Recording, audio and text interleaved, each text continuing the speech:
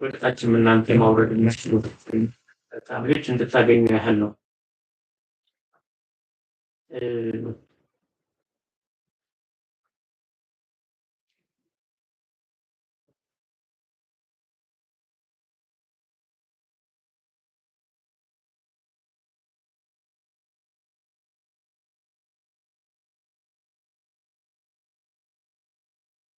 እሺ እንግዲህ እዚህ ውስጥ የምናያቸው በዚህ ተሰጥቶችን ሰዓት ኦብጀክቲቭ እናያለን፣ ምን ኤሪያዎች ላይ ፎከስ እንደምናደርግ፣ ምን ማግኘት እንዳለብን፣ ሳይንስ ሲምፕተሞችን እናያለን። እነዚህን ሁሉ ለማየት እንሞክራለን። ግን እነዚህ ማይበዛም በተቻለ አቅም ኮንሳይስ ለማድረግ እንሞክራለን። እንግዲህ መጨረሻ ላይ ከዚህ ዌቢናር አብዛኛው ሰው ኮመን ሳይንስ ኢን ተርምስ ኦፍ ፕሪናታል ዲፕሬሽን ማወቅ ቢችል፣ አዌር ቢሆን፣ ሪኮግናይዝ ማድረግ ቢችል፣ ቀጥሎ ደግሞ ስክሪኒንግ ቱሎች አሉ፣ እነሱን ደግሞ መጠቀምና ማወቅ ብንችል፣ ቀጥሎ ደግሞ ዲቴክት እና እናቶችን በዚህ አካባቢ በተለይ በፕሪናታል ዲፕሬሽን አካባቢ ላይ ብዙ የኢሞሽናል ተርሞይሎች ወይ ደግሞ የኢሞሽን ቼንጆች ሊኖሩ ይችላሉ። ከፍ ያለውን ሪፈር ማድረግ እንድንችል ያግዛል ተብሎ ይጠበቃልና ቀጥሎ ፔሪናታል ዲፕሬሽንን ዲፋይን ከማድረጋችን ባሻገር ብዙ ጊዜ ውልደት ወይ ደግሞ ፕሬግናንሲ የብዙ እናቶች መልካም አጋጣሚ በተለይ ደግሞ ላገቡት ልጅ ለሚፈልጉት አልፎም ተርፎም ትውልድን ለማስቀጠል ለሚፈልጉ ሰዎች መልካም አጋጣሚ እና ደስታን የሚፈጥር ነገር ነው። ይህ መልካም አጋጣሚ ደግሞ ብቻውን አይመጣም፣ የራሱ የሆነ ጫናዎች ይዞ ይመጣል። ከዛ ጫናዎች ውስጥ አንዱ የፔሪናታል ዲፕሬሽን ወይ ደግሞ እዚህ እርግዝናና ተያያዥ ወይ ደግሞ ከውልደት በኋላ ያሉ ተያያዥ የአእምሮ እክሎችን ይዞ ይመጣል እና ከነዛ እክሎች ውስጥ አንዱ ዲፕሬሽን ነው። ይሄ ዲፕሬሽን በአንቲናታል ጊዜም ኦከር ሊያደርግ ይችላል። እንደገና ደግሞ ከወለዱም በኋላ አብዛኛውን ጊዜ ያው ታውቁታላችሁ እርግዝና አካባቢ የሆርሞን ቼንጆች አሉ። ከዛ ቼንጅ ጋር ተያይዞ ይሄኛው ስኬሌት ሊያደርግ ይችላል ወይ ሊጨምር ይችላል። አንዳንዶቹ ላይ መቀነስ ምልክቶች ሊያሳይ ይችላል። አንዳንዶቹ ደግሞ ምንም ላያዩ ይችላል። ይሄንን ኤክስፒሪየንስ ላያደርግ ይችላል። ነገር ግን ጥቂቱን ደግሞ መድረስ ከቻለን ሊመጣ ያለውን ነገር መከላከል እንችላለን ከወዲሁ። ስለዚህ እነዚህ ኤፒሶዶች most episodes of postpartum depression begin within 4 to 8 weeks after baby is born. Now መጀመሪያዎቹ እቺ ፖስትፓርተም ፒሪየድ እና አንቲናታል ፒሪየድ ላይ ኦከር ሊያደርጉ ይችላሉ። አንቲናታል ላይ ካለ ሞስት ፕሮባብሊ ፖስትናታል ላይ የመጨመር እድሎች ይኖራል። ስለዚህ ይሄ ፔሪናታል ዲፕሬሽን ማለት ከእርግዝናዎች አካባቢ እንዳይ ኦከር ሊያደርግ ይችላል። ከወለደችም በኋላ ሊያደርግ ይችላል። አልፎም ተርፎም በህይወትም አጋጣሚዎች ሊቀጥል የሚችልባቸው አጋጣሚዎች ይኖራል። ስለዚህ ልክ እንደ ፕሪዲስፖዚንግ አይነት ነገር ነው የሚታየው ማለት ነው። ምልክቶቹስ ምንድን ናቸው? What are the signs symptoms of perinatal depressions? Most mothers say experience sadness, anxiety and fatigue. ብዙዎቹ ሀዘን ስሜት እና የጭንቀት ስሜቶች፣ ድካም ከዛ ጋር ተያይዞ ሊኖሩ ይችላሉ። ይህ ሀዘኔታ ወይ ደግሞ ድካም ብዙ ጊዜ ለተወለደው ልጅ አልፎም ተርፎም ለራሳቸው እንክብካቤ እንዳያደርጉ ያደርጋቸዋል። ምክንያቱም የትልቁ የዲፕሬሽን ኢፌክቱ ምንድነው? አንድ እናት ሎስ ኦፍ ኢንትረስት ነው ዴቨሎፕ የሚያደርጉት። ይሄ ተነሳሽነት፣ ፍላጎት፣ ውስጣዊ ፍላጎት ልጅ የማሳደግ ወልዶ እንደገና ደግሞ እሱን ማሳደግ ለወግ ለማዕረግ ማድረስ ያን ሁላ ተነሳሽነት ያጠፋል። ስለዚህ ሁሉ ነገር ጭልምልም ነው የሚልባቸው። ስለዚህ ለራሳቸውም ቴክር አያደርጉም። ቀጥሎ ደግሞ ለሚወለደውም ልጅ እንደዛው ቴክር ላይ ያደርጉ ይችላሉ። ፐርሰንት ሳድ ኤምፒቲ ሙድ ብዙ ጊዜ ሰማይ የተደፈነባቸው እስኪመስላቸው ድረስ ራሳቸውን ይለዩታል ማለት ነው። ተስፋ ይቆርጣሉ፣ ከዛ ፍራስትሬት ያደርጋሉ። በጣም ኃይለኛ ፍርሃት እና ራሳቸውን ኃጢአተኛ ሊያደርጉ ይችላሉ። ማልፈልገውን ልጅ አምጥቼ ወደዚህ ምድር አምጥቼ ላላሳድግ ችግር ውስጥ ልከት ብሎ ራሳቸውን በጣም ይወቅሳሉ። እና ጥሩ ወርዝለስነስ ነው፣ ዋጋ ቢስነት እና በአካባቢው ላይ በተለይ የዚህ የሶሻል ሰፖርት የቤት ውስጥ ያሉ ሰዎች እርዳታ እንዳጡ አይነት ነገር ሊሰማቸው ይችላል። ይሄም የሆነባቸው ምክንያቶች ያው ብዙውን ጊዜ እናንተም ትገነዘቡታላችሁ ብዬ አስባለሁ። የሆርሞናል ኢምባላንስ ብዙ ጊዜ እንደዚህ አይነት ነገር ሊያስከትል ይችላል። ዲፕሬሽን በራሱ እንደዚህ አይነት ነገር ሊያመጣ ይችላል። ቅድም እንዳልኩት ሎስ ኦፍ ኢንትረስት ኦር ፕሌዠር ትልቁና ዋነኛው የድብርት ምልክት ተብሎ ይወሰዳል። ይሄ የውስጣዊ ተነሳሽነት ወይ ደግሞ ፍላጎት ማጣት በጣም ተጽዕኖ ያለው ሲምፕተም ወይ ደግሞ ምልክት ነው።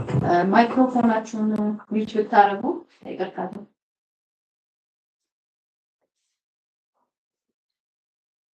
እሺ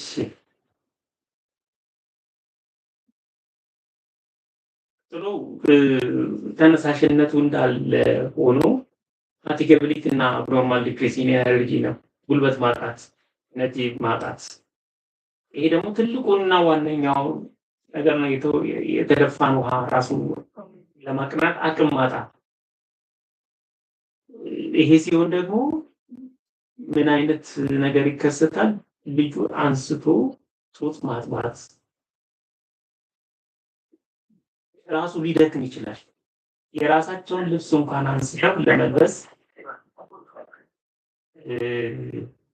አቅም ሊያጡ ይችላሉ።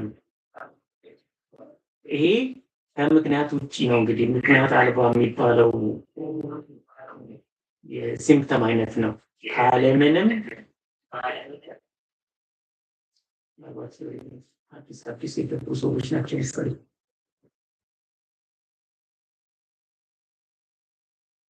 እንደገና ለማስታወስ ኒውስ ብታረጉት ስትገቡ በተለይ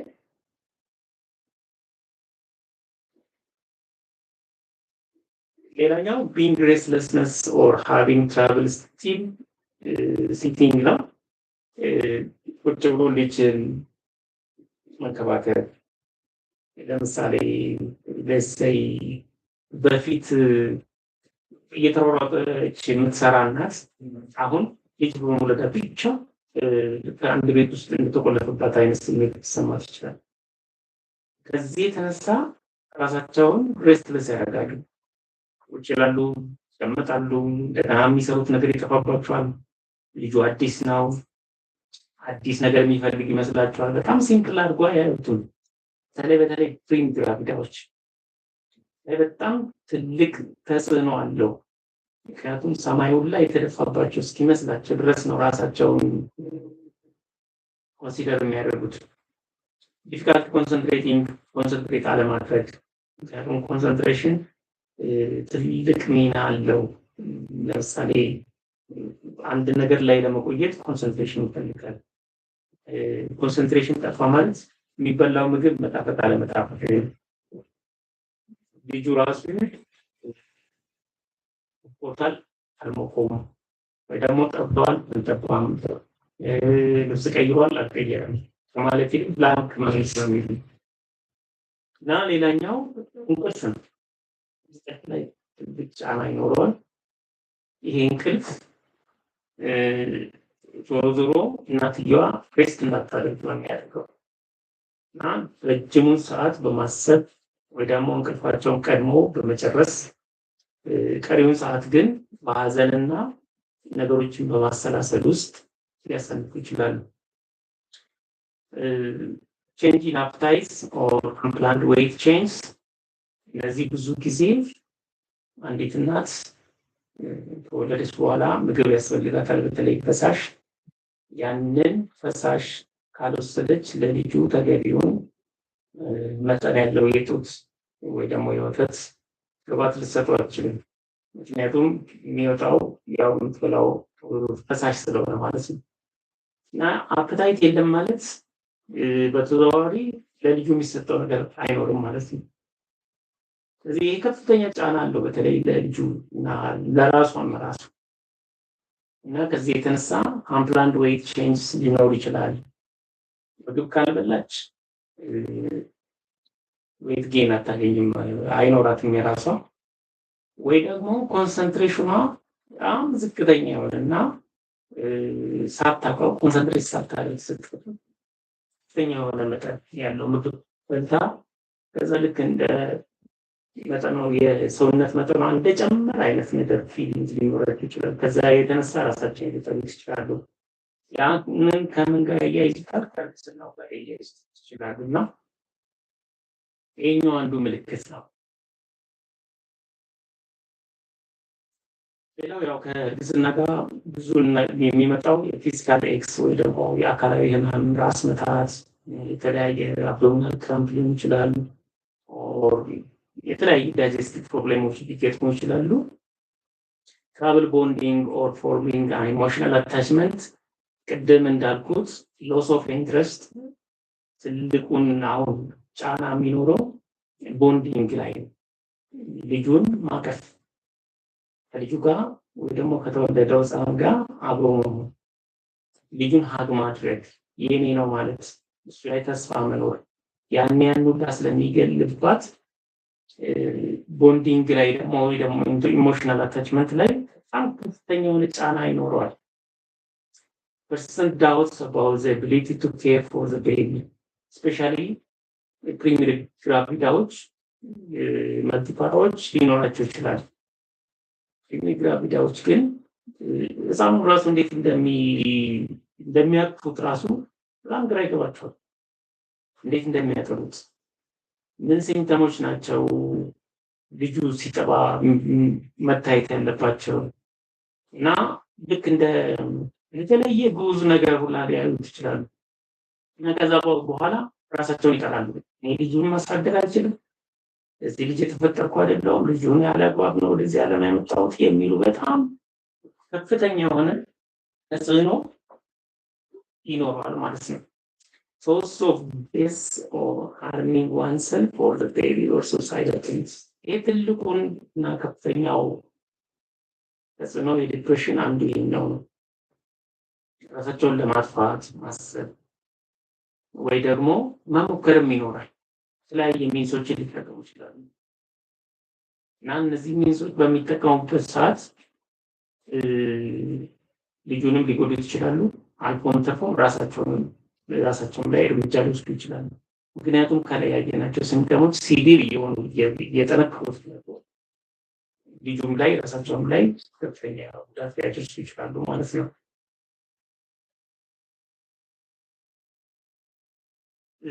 እንግዲህ እንደ ዓለም ካረገዙ እናቶች ውስጥ ኦልሞስት ካረገዙ 100 እናቶች ውስጥ 10ዎቹ ወይ ደግሞ ከ10ዎቹ አንዱ ይሄንን ምልክት ሊያዩ ይችላሉ ወይ ደግሞ ኤክስፒሪየንስ ሊያደርጉ ይችላሉ። ከወለዱ በኋላ ደግሞ ወደ 13 እናቶች ከመቶ ይሄንን ምልክት ሊያዩ ይችላሉ።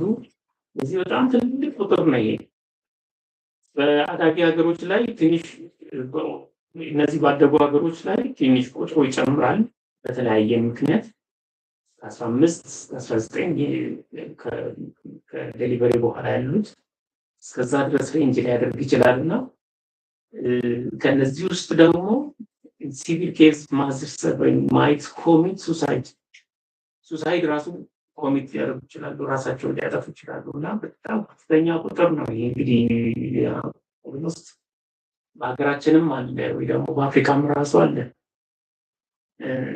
በእኛ ማለት በተለይ በሎው ኤንድ ሚድል ኢንካም ካንትሪስ ከአራቱ እናቶች አንዷ የፕሬግናንታል ዲፕሬሽን ኤክስፒሪየንስ ታደርጋለች። ይሄ ትልቅ ቁጥር ነው፣ በጣም ትልቅ ቁጥር ነው። እንደው እኛ አላየነውም ወይ ደግሞ ጊዜ አልሰጠነውም ይሆናል እንጂ በጣም ሂውጅ ቁጥር ነው። በተለይ ቅድም እንዳልኩት ፕሪሜቹር ግራቪዳዎች ኤክስፒሪየንስ ያደርጉታል። እንግዲህ ብዙውን ጊዜ እናቶች እኛ ጋር የሚቆዩት በጣም ጥቂት ሰዓታቶች ናቸው። አብዛኛውን ጊዜ ቤታቸው ነው የሚያሳልፉት። ስለዚህ ለዚህ ነው እኛም ይሄ ቲርስ ቢሃይንድ ዘ ካርቴን ያለው ጤና ባለሙያ ብዙ ጊዜ አያገኛቸውም ወይ ደግሞ አይደርስባቸውም። ለዛ ነው እንጂ ቁጥሩ በጣም ከፍተኛ ቁጥር ነው። በኢትዮጵያም ራሱ ከአንድ እናት አራቱ ሰፈር ያደርጋል ይላል እና የተጠኑ ጥናቶች ቦዝ አንቲናታል ፖስት ናታል ሁለቱንም ማለት ነው። ይሄ በጣም ትልቅ ቁጥር ነው። እንግዲህ ቅድም እንዳየነው ኢፌክቱ ወይ ደግሞ ኢምፓክቱ ከፍተኛ ነው። በተለይ ልጁ ላይ እና እናትየዋ ላይ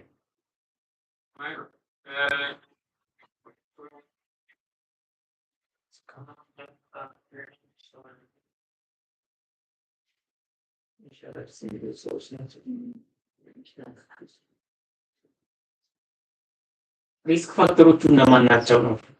ያው ሪስክ ፋክተር በሁለት ነው የምንከፍለው። አብዛኛውን ጊዜ ጄኔቲክ እና ኢንቫይሮንመንታል ተብሎ ይከፈላል። ነገር ግን there is no single cause በሚለው እንያዘው። አንድ ግልጽ የሆነ ኮዝ የለውም። በተለይ እዚህ አእምሮ ትልቁና ዋነኛው ነገር ኮዙ አንድ አይደለም። አእምሮ ራሱ በጣም ውስብስብ እንደመሆኑ መጠን ኮዙም በዛው ልክ ውስብስብ ነው። እና እዚህ ላይም የፔሪናታል ዲፕሬሽን ላይ ጄኔቲክ አለ፣ ኢንቫይሮንመንታል አለ። ጄኔቲክ ማለት ፋሚሊያሊ የተወሰኑ ኤቪደንሶች አሉ ማለት ቤተሰብ ሊመጣ የሚችል ማለት ነው። ሌላው ግን አብዛኛው የሚታየው ላይፍ ስትረስ ነው። ላይክ ዲማንድ ሳትወር ኤክስፒሪየንስ ኦፍ ፓስት ትራውማ ከተለያዩ ጥቃቶች ጋር የሚገናኝ መደፈር ሊሆን ይችላል፣ ኢንቲሜት ፓርትነር ቫዮለንስ ሊሆን ይችላል፣ ጀንደር ባይዝድ ቫዮለንስ ሊሆን ይችላል፣ ኦር ኤኒ ሃራስመንት ሊሆን ይችላል። ከነዛ ጋር የሚነሱ እርግዝናዎች ወይ ደግሞ እዛ አካባቢ ላይ ያለ እርግዝና ከፍተኛ ውጥረት ይኖረዋልና እናትየዋ ሄዳ መጨረሻ ላይ እሷም ላይ ብሎ ደግሞ የሚወለደው ይችላል ተጽዕኖ ይኖረዋል ማለት ነው። ፊዚካል እና ኢሞሽናል ዲማንድስ ብዙ ጊዜ ያው ልጁን ይፈልጉታል። ከፈለጉት በኋላ ግን ለማሳደግ ደግሞ ሌላ ከፍተኛ ወጪ እንደሚያስፈልግ አይነት ነገር ሊያስቡ ይችላሉ። እነሱም ደግሞ ያስፈልጋል። ከዚህ ጋር ተያይዞ የሚመጣ ደግሞ ጫና ከፍተኛውን ቦታ ይዛል ማለት ነው። ሆርሞን ቼንጅ ይሄ በጣም አንድ ላይ አድርጌ ማለት ብቻ ካልሆነ በስተቀር አብዛኞቻችሁ ታውቃላችሁ።